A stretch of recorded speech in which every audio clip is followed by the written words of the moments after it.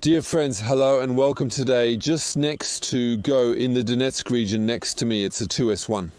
It's the basic artillery piece of obviously the entire Soviet Union and all their affiliated country at the time. And I suggest we take a tour because here we have the nice pilot, and especially inside we're going to see how it works.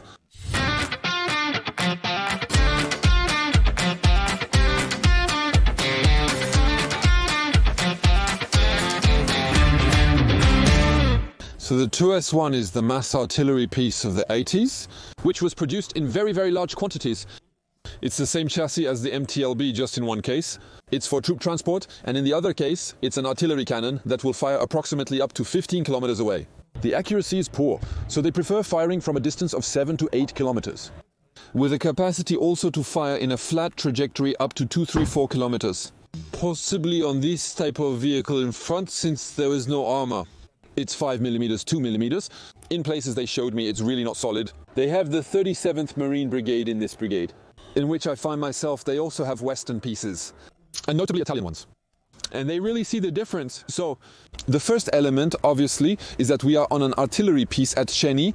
It belongs to the 37th Marine Brigade, and this one in particular, it's called Frankenstein. It's cool, isn't it? First, you have the pilot. Hello, pilot. So we're just going to show you what's inside a little bit there. Can I see inside?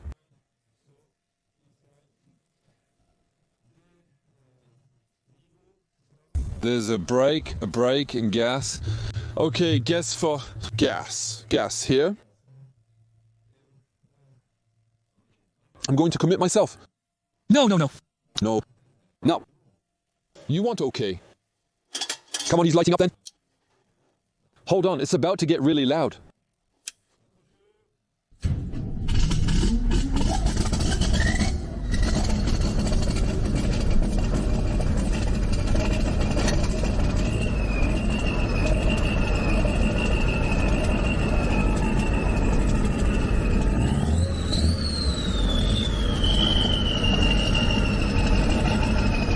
Well, you see, it works.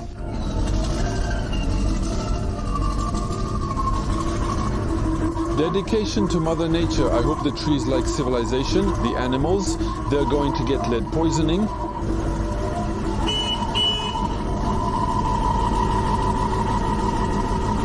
Okay,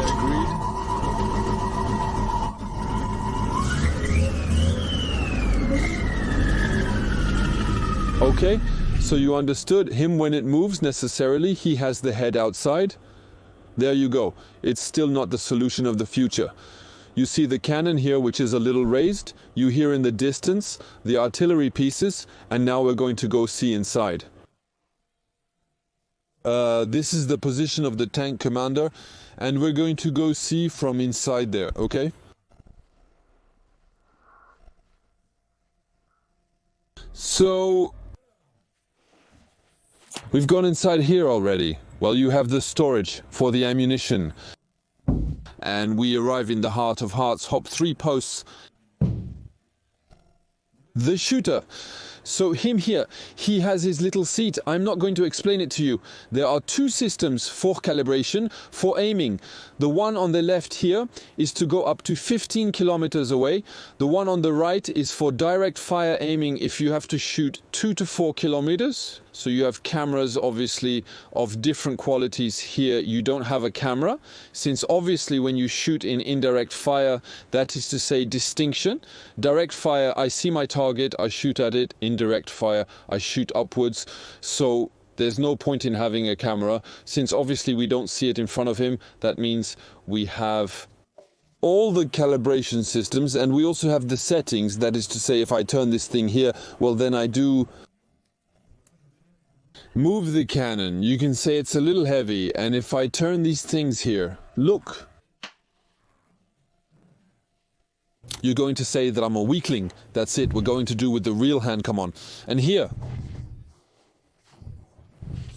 it turns, you see the little teeth turning? I'm orienting the machine.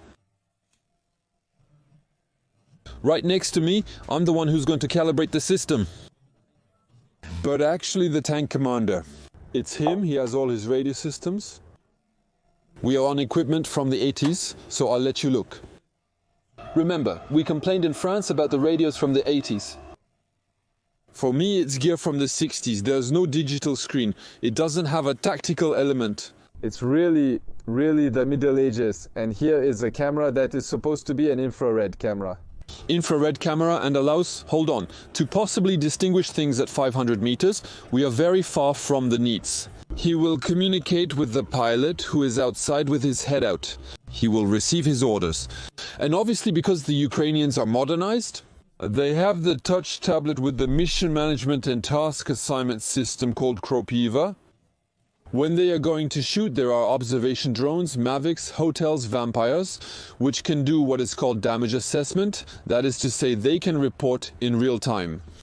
If the shot we just made has hit the target, if it has hit the target, we don't shoot a second at the target, or else they make an artillery correction with the height or angle, because depending on the wind, etc.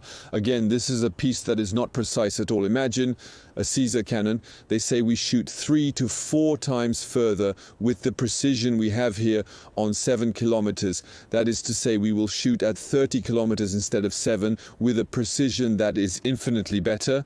That's why huge advantage to Western artillery pieces over Soviet systems, because the Russians, whatever they have today, is not improved compared to what they had, and which dated from the Soviet era. In this machine here next to me, you have the loader. He will give the ammunition, he will place them here.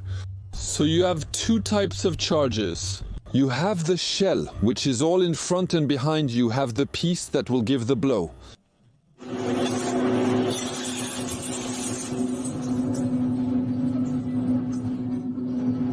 Be careful, I'm lowering the cannon. You see that the whole system is also in the center, which is moving. And you hear the artillery pieces in the distance, which are firing. Not very far from the front. Next to me, I have the loader. So now, it's going to load classically. If it hasn't loaded, here I have the emergency loader, and there we shoot forward. Bam! It fired. So here, as we are on 129 millimeters, the shells weigh 22 kilos. On the 152 millimeter shells, there it's 50 kg. So they weigh. That's why the guys are pretty strong in this field. And opposite, here you have the primers. That's what provides the momentum. And so they put that. Then in front, they put the shell. The explosive is on the right. The propellant is on the left. And so they have different types of charges, either to go to 12, 13, 15 kilometers, or to go from 9 to 10, etc. So depending on the distance you are going to aim, the height you have, like this, a capacity to adapt. I asked the question of noise, and in fact they say that inside, so it's not a silent thing. The noise is at the exit of the cannon. That's where there is the overpressure of the air. That's where there is the discharge, and so that's where there is the maximum noise who are inside. Not to say that they are protected, but in any case, the level of sound intensity is not as strong as what they can withstand outside. All these artillery pieces we see here are actually hidden in the rear. They will bring them out when the Russians fire, when they also need them, and they will also bring them out if there is an assault. The assaults, we know them thanks to observation between 30 minutes and an hour before they take place, and therefore, obviously, they have time to get into position to welcome the Russians and intercept them before they arrive at their own artillery position. The goal is to prevent the Russians from getting as close as possible to the front. Once the coordinates of the target's position are identified in the headquarters, they send the information to an artillery piece, like here, the 2S1. That will be the subject of a future video. They don't know what they're shooting at. We give them coordinates. When they shoot, there are observation drones that will tell headquarters whether they have managed to destroy their target. They are unsure if they have succeeded or what their target is. This allows for fluidity, but above all efficiency at the headquarters level. Making them move, making them go to different places, they have no idea what they're aiming at. Friends, we operated the cannon, we did everything that was possible to do in a 2S1. I hope you enjoyed it. The right-based missions are continued here. I remind you that your donations save lives. I am putting the links in the comment of this video if you want to support these units for anti-drone protections in particular. The unit received a medical stabilizer called the Slabnet.